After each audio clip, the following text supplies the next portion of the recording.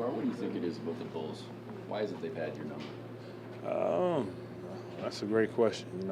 Early on when, they had D-Rose, Jimmy, back then, when they was playing at a high level to now, I don't know. It's just carried over for some reason. I don't know. We got an opportunity tonight to break that, whatever you call it, losing streak versus them.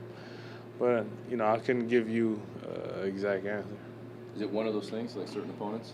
You guys have got other teams' numbers, and Chicago's had yours.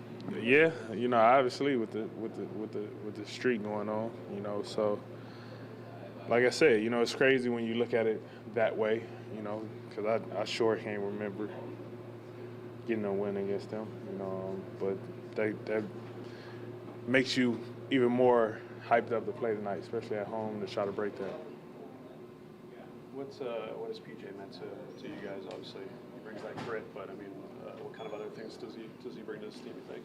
Veteran leadership, just that voice that's constantly talking, that aggressive voice, that's needed in a locker room. And, PJ is that type of guy. Whenever he's talking, everybody listen, and he's just not going to say something to say it. So to have somebody like that that's been in the league, that have a great reputation, especially defensively, it carries over. What kind of impact does he have even in a game like this in terms of, he'll probably see a lot of time on Jimmy. That means you don't have to necessarily draw that assignment as much. Does that help you in terms of not having to, play as intense on the defensive end against a guy like Butler and then, you know what I mean? I think that it just makes us that more dangerous. You got DeMar starting out on him, one of our best defenders, then coming in off the bench. You got a guy like PJ. You can put him on anybody, but, to have two bodies like that to try to wear down, like a Jimmy Butler, it's great for us, and it gives us the opportunity to pick up our intensity even more defensively as well. In my assessment, at least a couple games ago against Detroit, you played maybe your best defensive game of the season.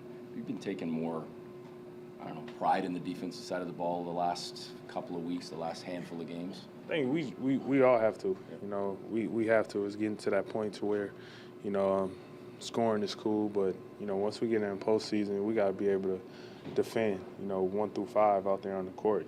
Nobody is exempt from that. I think we really got to exhibit that now, and that's something that we all conscious of when we go out there and playing, myself included, knowing, if I get out there, pick it up defensively, everybody do the same. Obviously, you guys are worried about taking care of your own business, but are you the type of guy to look around the league and see what's going on with other teams in the East, or is that just stuff you don't pay attention to? I mean, I pay attention to the league in general, just being a fan, just period. That I always paid attention to it. Teams that's fighting to get in, what's going on in the West with, Portland, that Denver race that they going, just period.